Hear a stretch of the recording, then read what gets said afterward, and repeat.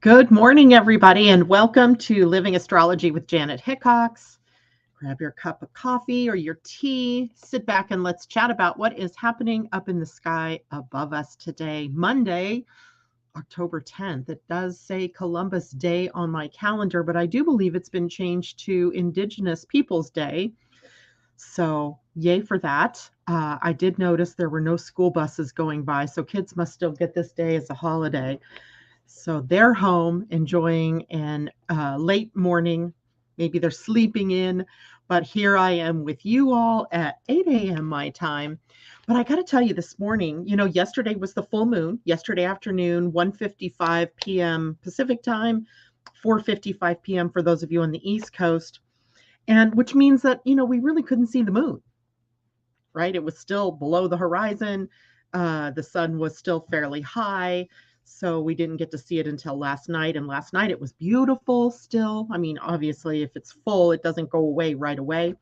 But this morning, it was setting in the west, and I was able to go outside and get some really beautiful pictures of the moon while it was setting. And the sun was rising. So we had these beautiful pink tinged clouds with the moon behind it, kind of inspired what I was wearing today, right? Pink and white and gray, because the sky was still a little gray. Anyway, take a look at the sky if it's still, well, for those of you on the East Coast, you won't be able to see it now, but it was beautiful. I hope everybody did well through the full moon. I actually knew exactly when the full moon happened because my phone buzzed right at that moment, and my star 3D map came up with the message that we had the full moon. So even so, it was an interesting because somewhere in the middle afternoon, right about that time, actually, it was probably a little bit later than that, I got really super tired. Not because I'd been doing a whole bunch of anything or that, I had, not slept well the night before, but I just was tired. So I fell asleep. Woke up about a half an hour later. Terry was sound asleep. I was in the middle of, I was doing some of my diamond paintings, and I was like, my eyes are so tired. I can't stand it. So I just put it down and closed my eyes. So there was that right around that full moon. Now, this morning, my intention was to talk about Mercury direct and to talk about some of the transits that are occurring this week, of which there are quite a few. And then I realized that we didn't really get a chance to talk about Pluto moving direct.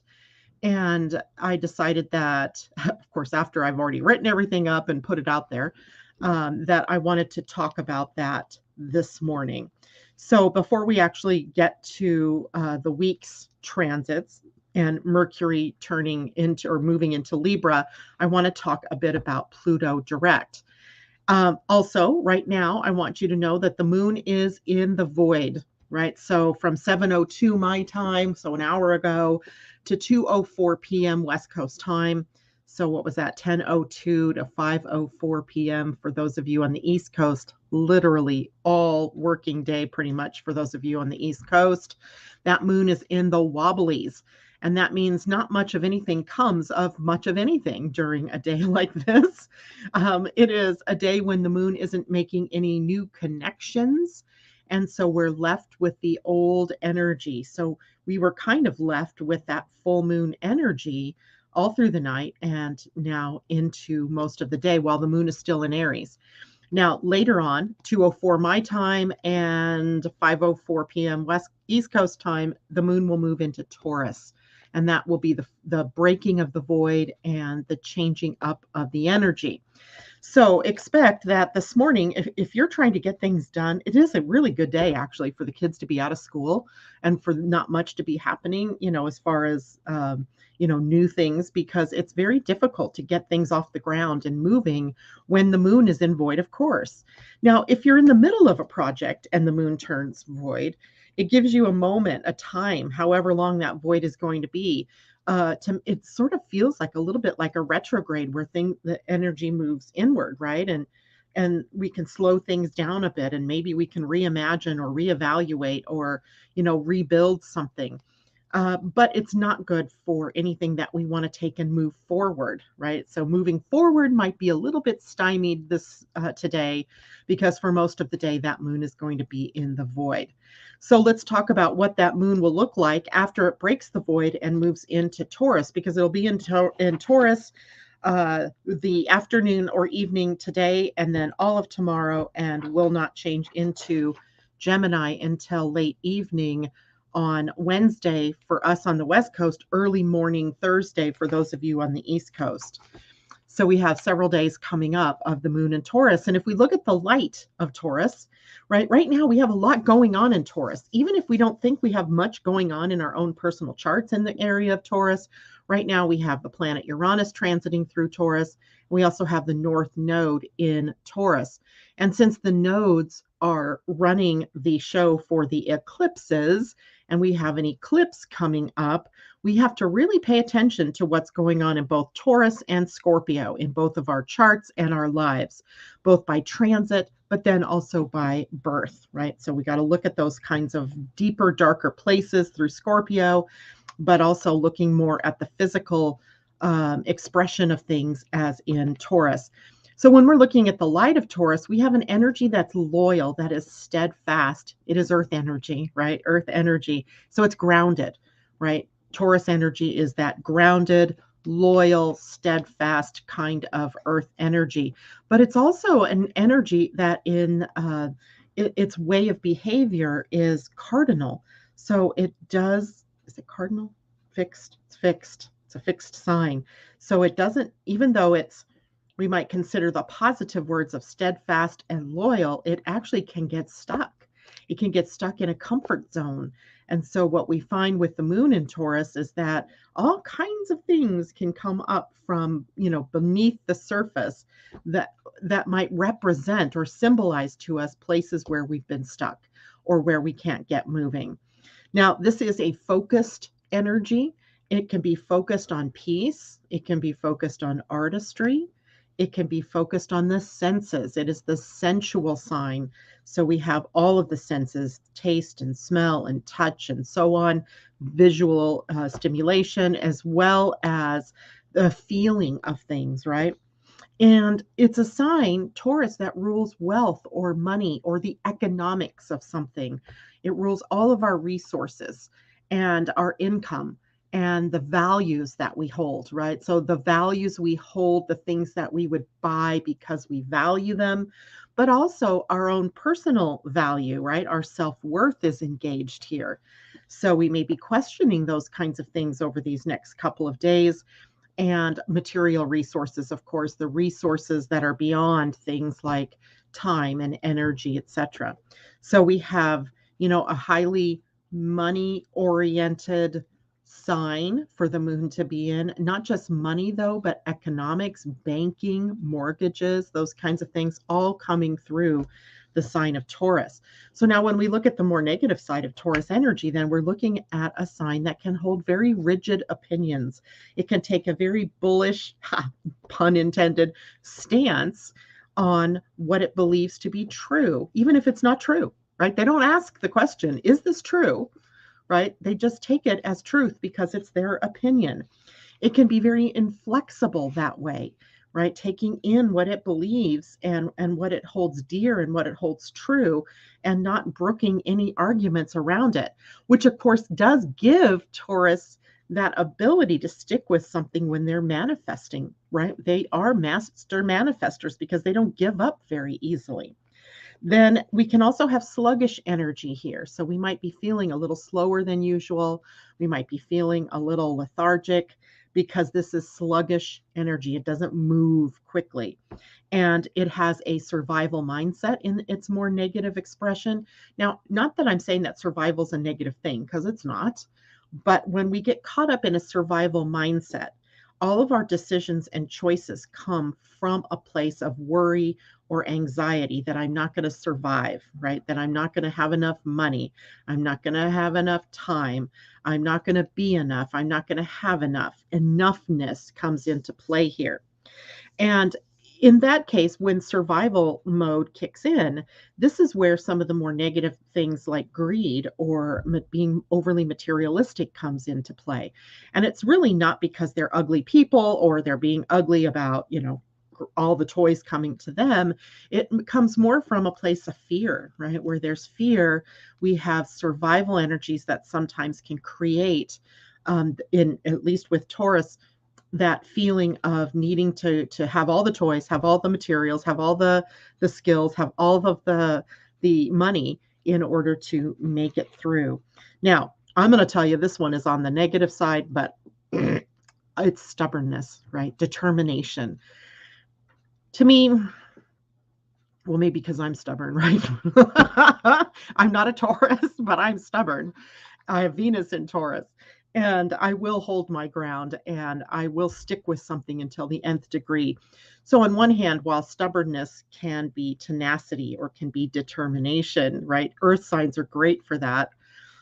It can also be, the stubbornness that doesn't yield to the signs that say, definitely you need to change or definitely you need to make some movement in your life, right? So, stubbornness, rigidity, inflexibility, and survival mindset can all be sort of that negative Taurus energy. But, I want, when we look at negative, it's not always just the negative, right? You can take the idea of having rigid opinions or being very opinionated, and we can make that something that is positive if you are open-minded enough to see that other people's opinions might work as well, right? So negative and positive, they are opposite ends, but somewhere in the middle is where we all land, right? So it is not something that always has to be considered negative. Because I certainly, now greed and so forth, right? Sometimes I think I can bring an understanding to where that comes from because I can see the fear of the lack of abundance or of not enough in that behavior.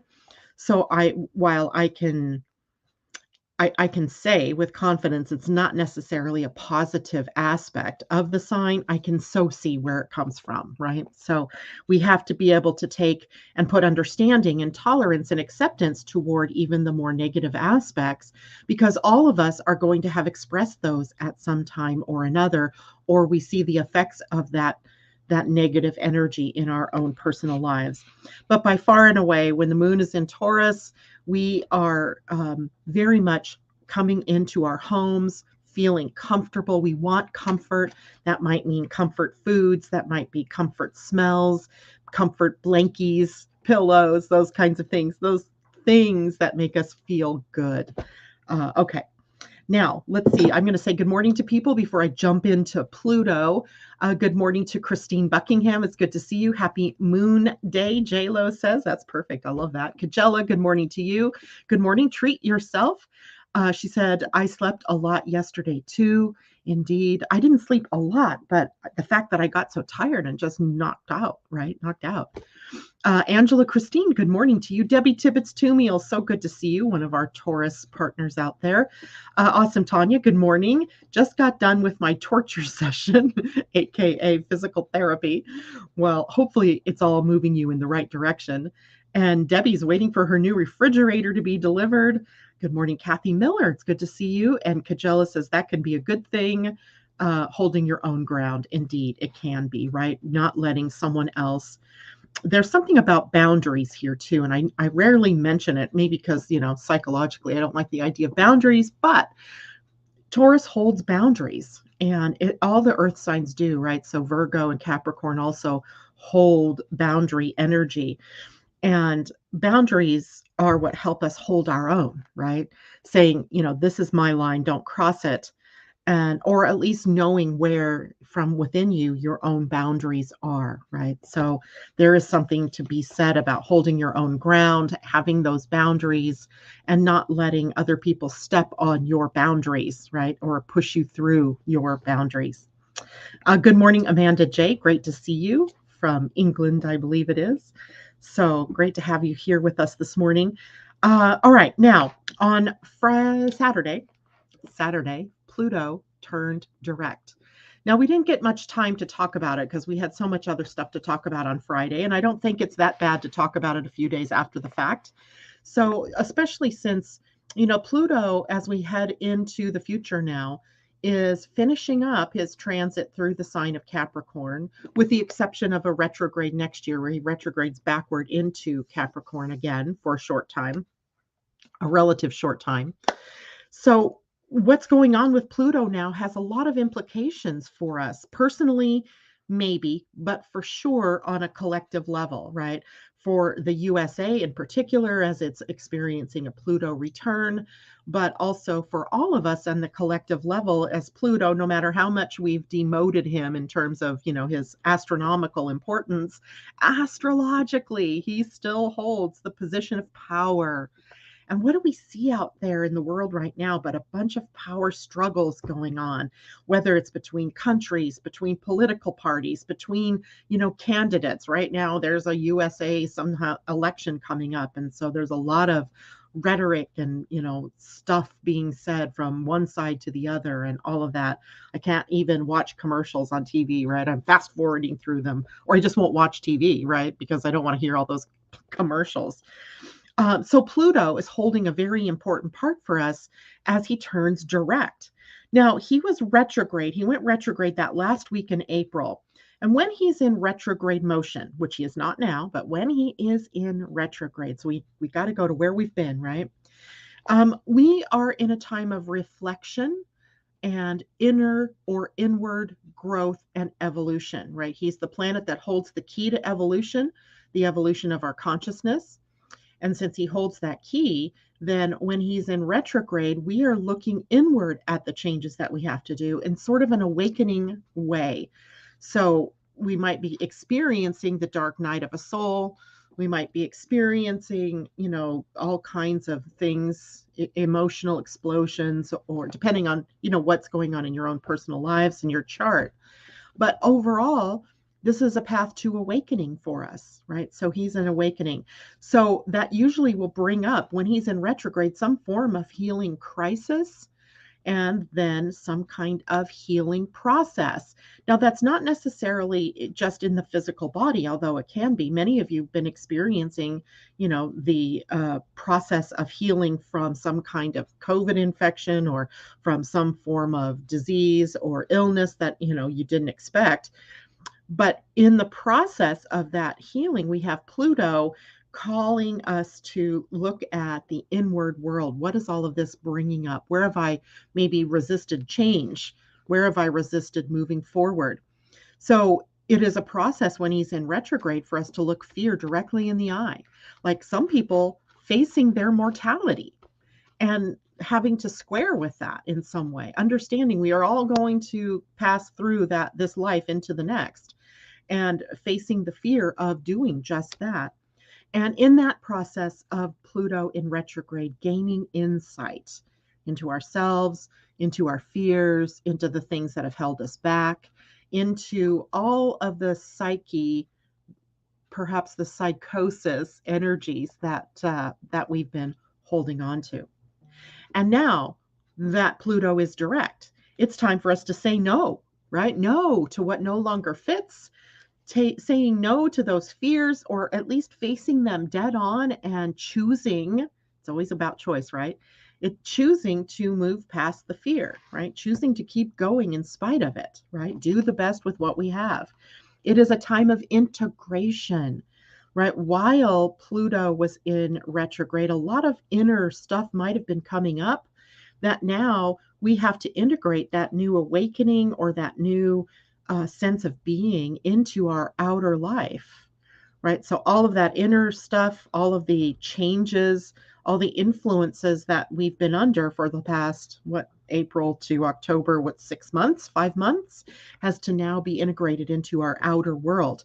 And that means we are in a position now of having to bring up things like forgiveness, forgiving ourselves, forgiving others, forgiving the world, forgiving our family, forgiving our friends, all of forgiving our closest spouse or significant others, for all of the things, forgiving ourselves. I think I said that, but self-forgiveness, huge during this period of time now, as we head towards healing of whatever issues came up for us during that Pluto retrograde, and also transformation, taking the best of the information that we learned or of the things that we found out or discovered about ourselves, and now transforming that to steps now that we want to take in our outer world, right?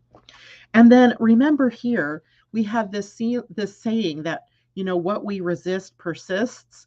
But I think with Pluto, it's more like what we resist blows up in our faces, right? So expect that anything that you have been resisting, this was a blow up kind of weekend, right? Bridges blowing up in the Ukraine and now an assault on Kiev.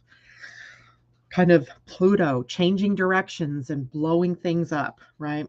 It'll be a great time for therapy if you have a therapist, a great time for processing the deeper wounds, the deeper parts of ourselves, doing soul work, reaching out to your neighborhood astrologers or your neighborhood divinators, right? Your card readers or your people who are coaches and guides, the people that offer you up help in the process of designing your life, right? And figuring out where I need to go from here. So all of that deep soul work that was done on the inner planes now needs to be expressed in the outer planes. Now, there's also another way that we can look at some of this, because we have human design, right? Human design gives us sort of a deeper look at the energy through words, perhaps, or through an energy field, maybe even looking at it holographically, meaning we're looking at it through depth, right? We're looking at it from not just the superficial level, but also what does it mean in the deeper levels for us in terms of the shadows that we're experiencing, but also from the highest level that we can when we've transformed or we have moved through all of that inner angst that we have and those inner fears that we have. So when Pluto went retrograde back in April, he was at gate 60, called the Gate of Conservatism. Now, gate 60 is a gate on the root center, and it moves up toward the sacral. So it is sitting on a center that has pressure, right? There's pressure associated with it.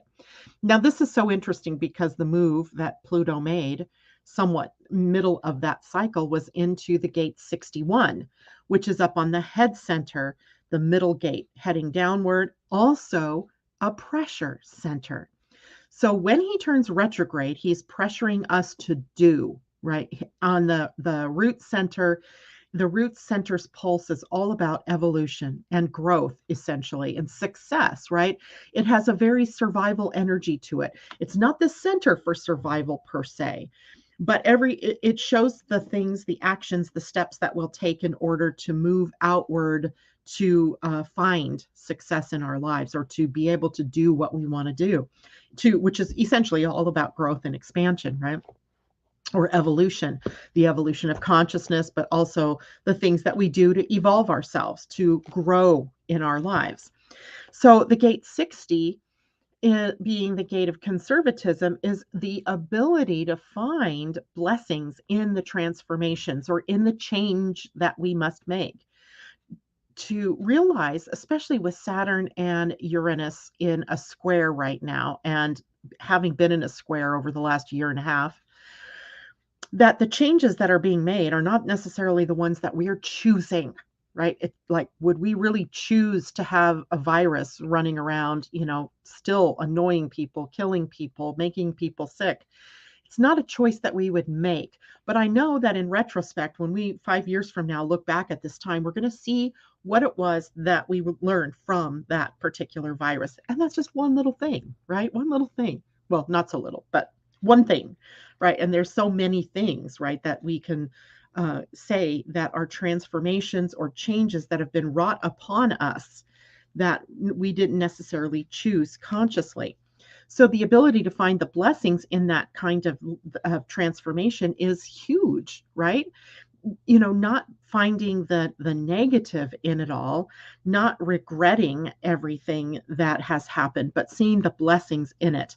And then choosing to focus on what's working in our lives or in that situation instead of what isn't, right? It can be we are very adept at seeing what doesn't work, right? What we don't want.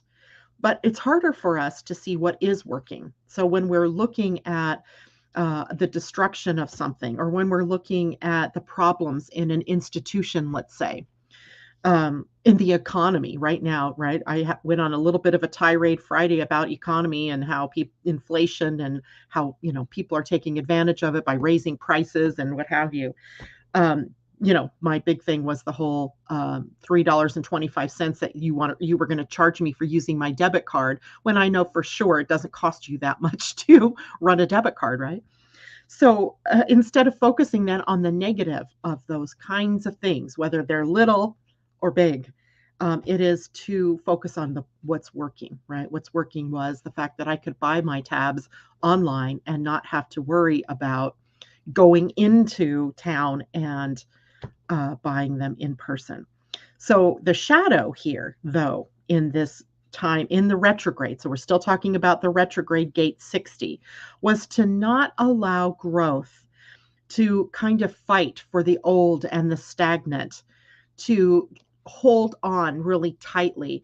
I remember way back when there was a political, when Trump, I think it was, that was running for office in 2016, it was all about Make America Great Again, which was a fight for the old and the stagnant way that things had worked out in this country. It was really, really about fighting for the old greed model and refusing to change, right?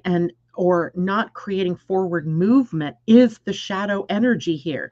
And remember, I'm not just saying this out of the blue, right? We had a very powerful Jupiter-Saturn conjunction in Aquarius, moving us out of that greed model and setting us up for a 20-year transition to people power, right? People power, not money power.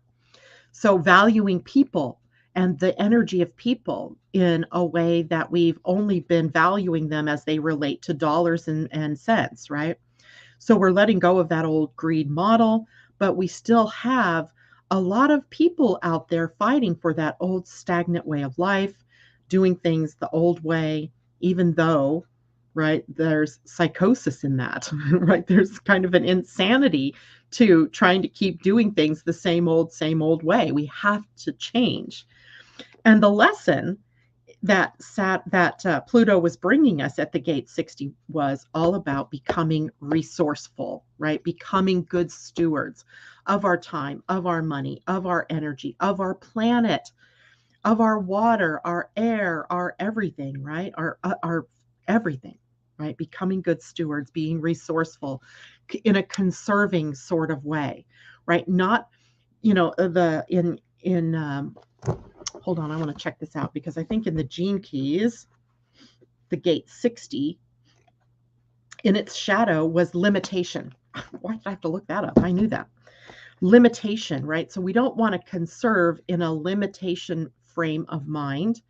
We want to conserve in a being resourceful kind of way, right? Why do we have to make something new? In fact, I was looking at my socks this morning and going, oh, wow, I have maybe a hole in this sock.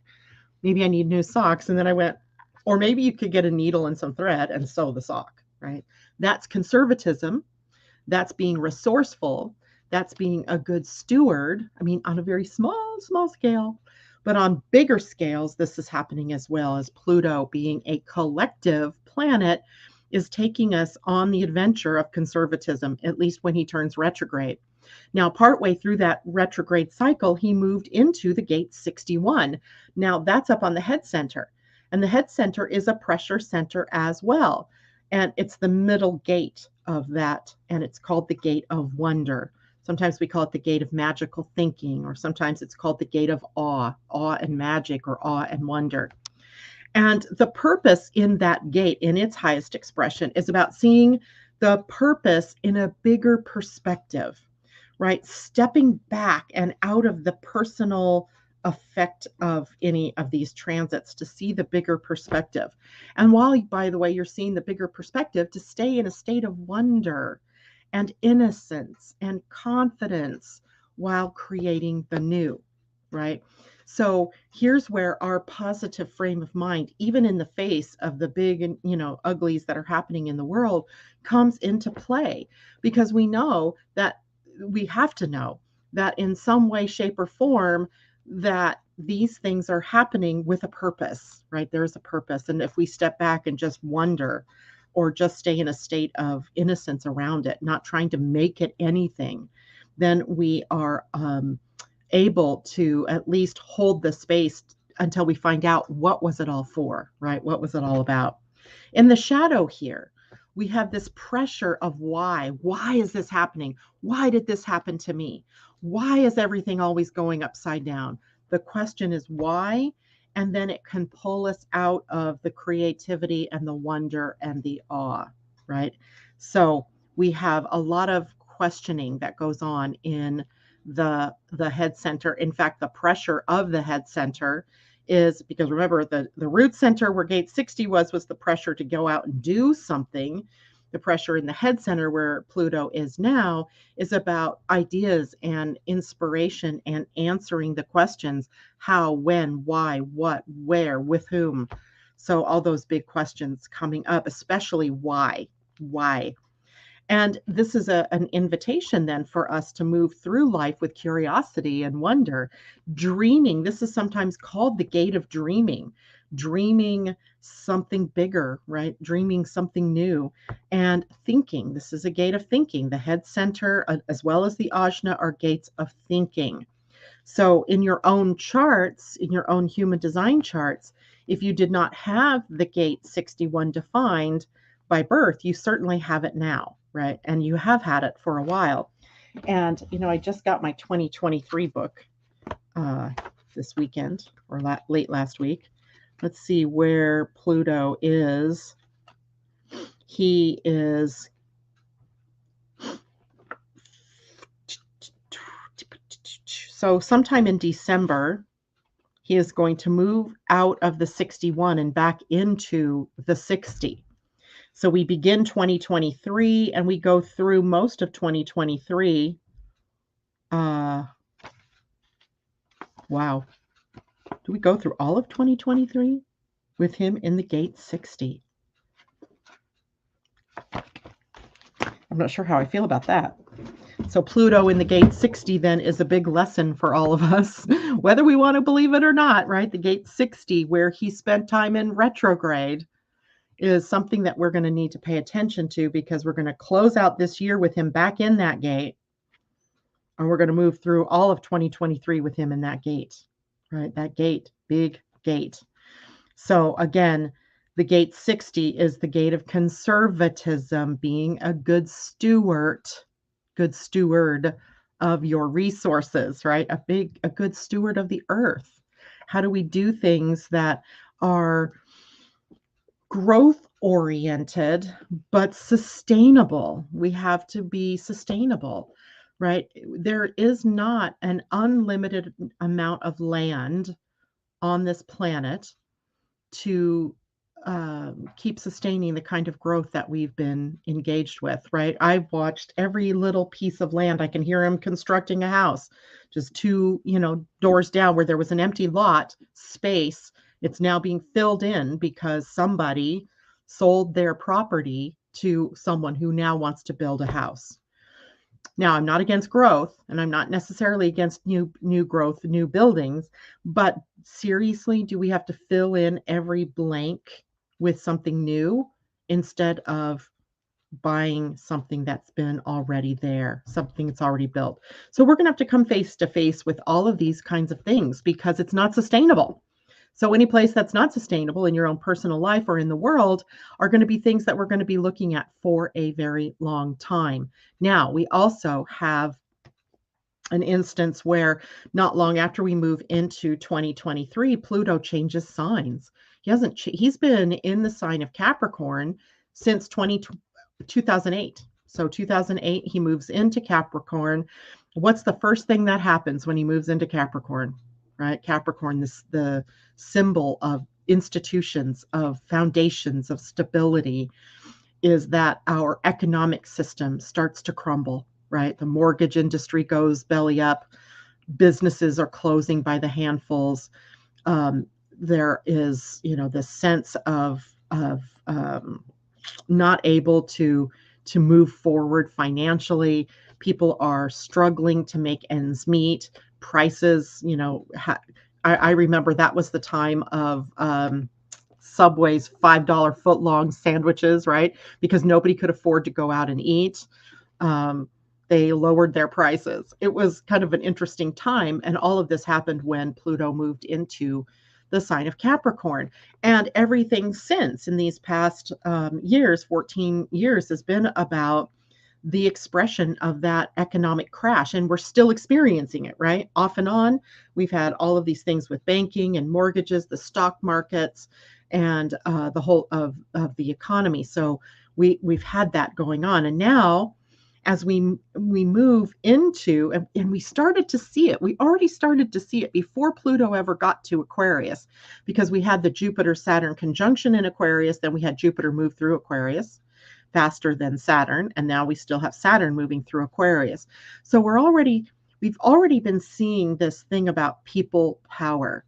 And so movements, for example, like the 1% versus the 99%, or race issues that still were coming up, where we have the hashtag Me Too movement, right? All of these things were precursors to people power, right? Moving away from money and greed and the materialistic world, and seeing how the results of us and our over dependence on money and banking and greed had led to economic crashes, one after the other, economic downturns and economic recession, and problems through the period of time that Pluto is in Capricorn. So we're going to see the ending, hopefully, of that, and the real beginnings of people power, people being more important than the almighty dollar. So, something interesting that I was watching the other day, I don't know if you guys know what the Next Door app is. It's a community app, and I know our community, Samish Island and Bow, the town I live in, are in this app. And I often see other communities on that app. So I think it must be something, that's around the country, maybe even around the world. I don't know. And somebody made a snide comment about a pop-up tent tent. It wasn't even a city, maybe 4 or 5 tents that popped up in a park in Burlington, the neighboring town. And I cannot even believe the things that people were saying. And it was disgusting on one hand. And on the other hand, it was like, I get it. I understand where you're coming from. It was amazing to me, the struggle that comes up with something like homelessness and people erecting a tent. Things that were from, I work for a living and I've worked hard to have what I have. And I pay my dues to have a roof over my head. And why can't they do the same? To other people going, well, they have other problems like mental health problems or whatever. The overall big sense that I got from most of the people in this was this mean-spiritedness toward homeless people, right? Kind of this, let's stereotype them all as drug addicts, as lazy, and as mentally ill. And I thought, wow, that wouldn't happen. That won't be able to happen again in a spirit of the time that we'll be moving into, where it's about people, how we care for one another. And I'm not saying that, the person that says, look, I've worked hard for what I have is wrong, because they're not. They worked hard, right? We all work hard to have roofs over our head. But I guess the bigger question is, why do we have to work so hard to have a roof over our head? How many whales and fish do you know of that pay rent or have a house payment to live in the ocean? Right? We've built this entire life. We've built this entire civilization on false concepts. And it is going to be the reverb of that coming back at us, smacking us back, because what we'll see is that it doesn't support humanity or being humane. It doesn't support that at all. It's all built on a false materialistic worldview. So the worldview changing even over the next 20 years to embrace more of the people, right? Humaneness. Now, that can also sometimes be very unattached or detached, right? There's not a lot of, oh God, not a lot of warmth, let's say, in the sign of Aquarius. It's an air sign, it's intellectual, it sees things logically, and it sees things, from the standpoint of, let's step back, right? Let's stand back a bit. So it's non-emotional, right? It's not an emotionally feel good sign. Capricorn wasn't either, right? Capricorn wasn't an emotional fuzzy feeling sort of energy. Its opposing sign, Cancer, sometimes funneled in emotional outbursts and things like that. With Aquarius, what we're going to be dealing with is the plight of the individual versus the plight of the group, right? So Pluto exposing the differences there, exposing the nature of narcissism, of selfishness, and the need for us to really understand self-centeredness rather than selfishness, but then to also see that not only are we individuals, but we are individuals that make up a group, right? A collective and a community or a nation, right? Or a planet. So we will be raising our standards, I believe, over the next, 20 years, while I believe he's going to be in the sign of Aquarius. And we're still talking about Pluto for those of you who are just joining in, until 2033. Some of us are even asking questions, will I still be alive? Will I still be on the planet at that time? Right? Because there's 20 years of his being in a sign. And with the nature of Pluto, we usually get these big booms, and then we have to deal with the fallout, which we did. 2008, we had to deal with the fallout of this big thing called the economic recession. And that took us a while, right? We stumbled our way through it.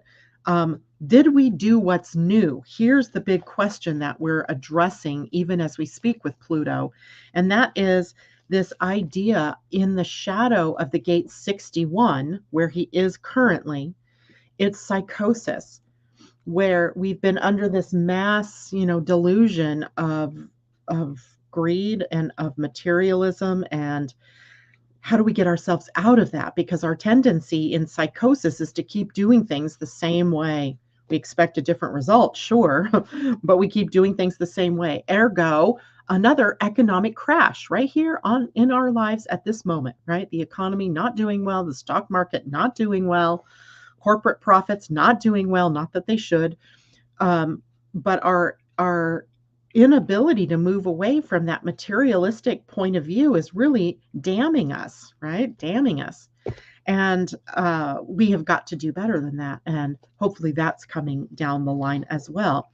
So the pressure of the gate 61 is to move out of that psychosis more into the wondering about what could be. What if? What if we did it this way? Why do we keep doing things the same old way? Why don't we try something new, right? Why don't we try something new? Why don't we treat each other better? Why don't we let go of all the old hurts and wounds and pain and just move forward, right? Why don't we do that? Thinking and dreaming about things that could be, about possibilities, right? Not what has been, not even literally what is, but the what could be. So we could take and move from what is to where we want to go, being more deliberate even in our approach to the future, because Aquarius is a future-oriented sign. And the future of our planet, the future of our country, the USA, our future of our world and other countries are all at stake here, right? The future of humanity at stake here, right? So lots to think about with this Pluto. This was all about Pluto going direct, by the way, going back to why I started the conversation at all, is because it moves us into this level of thinking about and experiencing the shadow energies and being more deliberate in moving through the shadow to elevate ourselves into what in the gene keys becomes the gift, or into the siddhi. And I just want to take a quick look at the gate 61 because for the moment my brain is lost. Psychosis being the shadow, the gift of inspiration, and the siddhi of sanctity, which the name of this gene key is called the Holy of Holies. And the dilemma is that you cannot fix the psychosis from within the psychosis. Kind of sounds like someone else that said, you can't fix consciousness from the level of consciousness that created it. You have to elevate, right? You can't do the same things over and over again. You can't, if you know you need to make a big change, you can't do it from within the same framework of consciousness that created it. So if we want to become more humane and more humanity oriented, we cannot do it from within the same field of greed and materialism that has dominated the planet. We can't do it, right? We can't do it because somebody's always going to be left out in that model. So we've got to do it better. Now, I'm not saying I know what the answers are. I don't. But I'm sure there are people out there who are putting forth new ideas. We have to have new ways of thinking about who we are and about how we are all together on the planet. You know, there's a saying that we're only as strong, any group or any program is only as strong as its weakest link. And our weakest link here might be the homeless. It might be children. It might be the elderly. And if they're weak, then is it true that the rest are strong? That's a false premise. You're only as strong as your weakest links. So keep that in mind as we move forward. We're probably going to hear more around that as we move into the next couple of years. All right, questions and comments. Let's see who's out there. Amanda J says, it's interesting the amount of large organizations being called out right now. Pluto, indeed. Erica Dorsey, good morning. She says, happy full moon in Aries. Sorry, I'm late. I'm going back to the beginning to listen. And treat yourself. It's hilarious next door. Good morning, Kamal. It's good to see you out there. He says he's happy for Pluto direct, and Mars is also settling to bring more stability in this uncertainness from me, from fitness to business.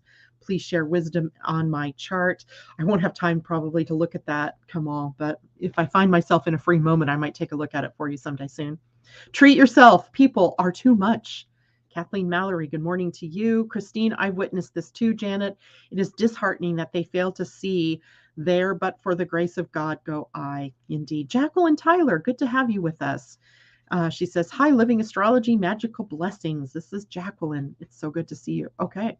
I don't see any questions out there except Kamal's wanting to know about his chart. Kamal, right now what we've been talking about is Pluto. So if you know where Pluto is in your chart or where Capricorn is in your chart, that is the area where there is this pressure to change, where this pressure, having erupted back in April, at the end of April, to move some things on the inner planes, now has the opportunity to express itself in the outer planes. Now, good morning, Joan Durchie. It's good to see you. Mercury and Libra. Today, Mercury, remember, Mercury has just come out of his retrograde cycle, and he was all the way up to about, 4 or 5 degrees of Libra. Then he retrograded, moved backwards into Virgo to about 24 degrees of Virgo, and then turned direct and is now moving today back into the sign of Libra. So Mercury, remember, is a planet of the mind and of communication, learning and teaching and short distance travels. And it is very much a mind-oriented planet. And he's moving into an air sign, Libra, a mind-oriented sign. So in Libra, then Mercury does quite well, except that it can sometimes exaggerate the more scattered nature of the thought process, because Libra can see so many facets of so many things simultaneously, right? And then if it comes down to having to make a decision, Libra's left going, is it that one? Is it that one? Is that one better? That one better? Right? Because they can see so much of everything that could be, it makes it hard to land on any one way of doing anything. So we may have some issues around scattered thinking or losing focus or not being able to make a decision. Indecisiveness, a very big issue when we're looking at Mercury in an air sign. But at least he's in forward motion right now instead of in backwards motion, right? When he retrograded, there could have been more confusion and more scattered thinking and loss of focus than now, right? Because now he's forward. Maybe during that period of time of the retrograde, you got some things clear about direction, about who you wanted to be, about what you wanted to speak about how you wanted to show up in your relationships. Libra being a relationship sign. So while we have Mercury, the mind planet, moving through Libra, we have an access to logic and to intellect, right? And we can be finding ourselves talking about two sides of an issue. What was I just doing, right? That's so funny to even think about the last 15 minutes of my conversation with all of you, where it was always about like two sides of everything, right? We have this homeless issue, and there are the people that are like, yeah, I've worked hard to get what I got. How come they can't do that? Versus the people that are like, well, where's your compassion and where's your, your sympathy for people who might be mentally ill and so forth? Two sides of the coin, duality, right? Libra represents the scales, right? Where we have to somehow come to harmony or balance, where we may be talking about two sides of an issue or more multifaceted issues. So there was a question that, who was that? Doggone it. I think it was J-Lo. What gate will it enter? Let's just take our trusty little booklet out and see what gate we have Mercury in today. So today being October 10th, Mercury is in the gate 46, which is about the embodiment principle. So one way to counteract a mind that's full of ideas or that's going round and round on a circuit is to ground, right? Ground yourself into the body. So at least in these first couple of days, all the way through the 13th, Mercury will be in the gate 46. And he's still moving fairly slowly from, the retrograde. So he's going to spend 5 days. So from yesterday, the 9th, through the 13th in the gate 46. And remember, it was at the autumn equinox that the sun was at the gate 46. So we can see that maybe the sun set some tones for how to become more embodied, for how to live in this physical world, being in the 3D. We're not stressing and straining over trying to get to 5D,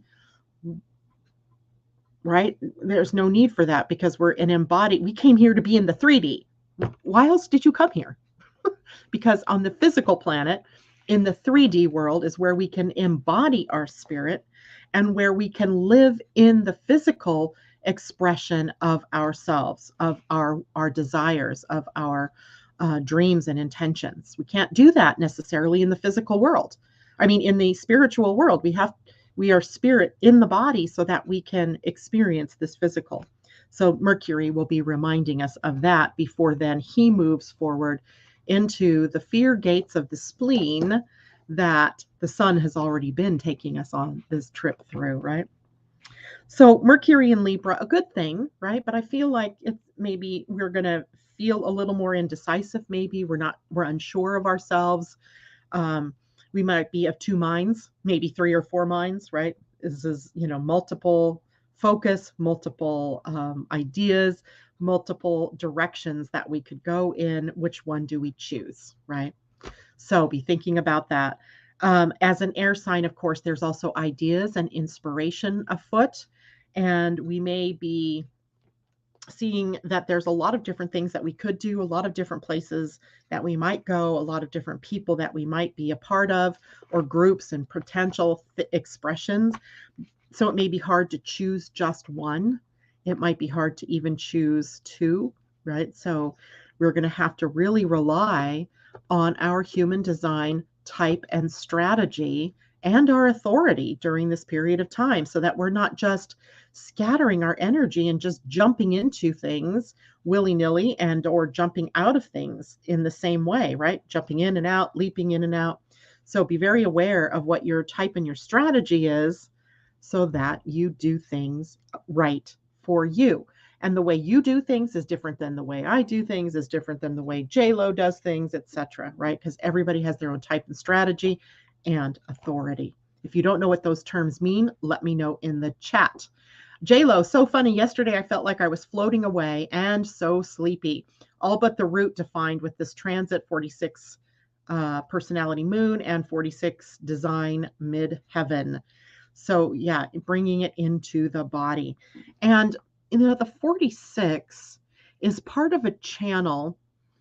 I just find this one channel so interesting. It's part of the 4629. So 46 is up at the identity center, or the G center.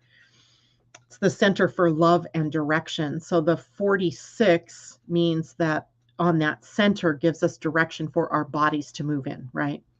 And at the other side, on the bottom, is the gate 29, and it's on the sacral center, which is the center of doing. It's an action center.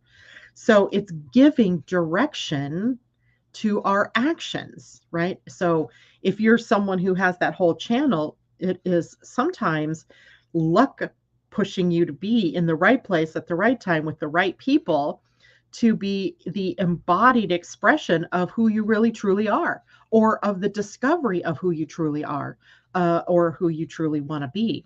So I really love the potential that this week brings us, this first week anyway, first full week of Mercury in the sign of Libra. And sleepiness is a part of it, might be because we've been pushing ourselves. What's funny is I had a dream last night. It wasn't really last night. It was this morning because I woke up from it, about Pluto direct, which is how I ended up making the show more about Pluto direct, even after I'd already put out there it was going to be about Mercury into Libra, because of that dream. But I don't remember the details of the dream. Such is the nature of Mercury and Libra, right? Good ideas, things coming to us, and then forgetting what it was, right? Or not remembering all of the details. So we might have some issues like that as well. We have all these great ideas, and then we go to put into work, right? Embodied the work. And then we might go, well, what was that idea? Well, what was I going to do? Why was I going to that website? Well, so be careful, be aware of that. And again, people who have a lot of air in their charts may experience this differently. You're kind of used to this barrage of ideas and inspiration. But people who do not have a lot of air in their astrology charts may feel a little more scattered than those of us who are kind of used to feeling that scattered energy. So watch for that. Any questions or comments, put those down there in the chat, especially if you're on YouTube or Facebook. If you're on LinkedIn watching us today, I don't know that you can comment because I don't think you see the stream of comments there yet. Now, let's take a look at the week ahead. In my last few minutes. Oh, goodness. Where does time go, right? So we have a couple of big things going on this week astrologically by transit. The first one occurs tomorrow, Tuesday, with the sun in a trine to Pluto. And this is where it is much better for us to take slow and steady growth, or slow, steady foundation building. Build it brick by brick by brick, right? I can hear them out there building this house, and they certainly aren't building that house by doing it willy-nilly, right? They laid the foundation and now they're putting up the framing, right? It's not like they built top down, they're building bottom up, right? So building a foundation in a slow and steady way, the sun really being able to highlight what it is that needs to be done, and Pluto doing it in a very deliberate way with Capricorn, the builder energy, as part of it. That same day, tomorrow, Mars comes into a square with Neptune. Now, on the surface, I think of that one as really favoring our spirituality, right? Really favoring being intuitive, being inspirited, right? That's what that one reminds me of. But Mars coming into that square with Neptune can also present us with shifting sands, right? Shifting perspectives, meaning gets lost. We might not know what it is that we need to do. Or, how getting lost and not asking directions, not asking our higher self, am I on the right track? Is there something I need to do before I can go and do this kind of thing? So we want to be aware of, maybe using our intuitive faculties more strongly, at least this first part of the week, and depending on intuition to lead us and guide us in our bodies to go and do and be those in the right place, right time with the right people. Meanings can also get lost. Be careful of interpreting what people say and in the very distinct way that they've said it. Perhaps there's other meanings to what is being said. The meaning of what they're saying can get lost in the words that they're saying. So, and also your own meanings getting lost. What did I mean? It's hard to say what I meant because I can't put words to it, right?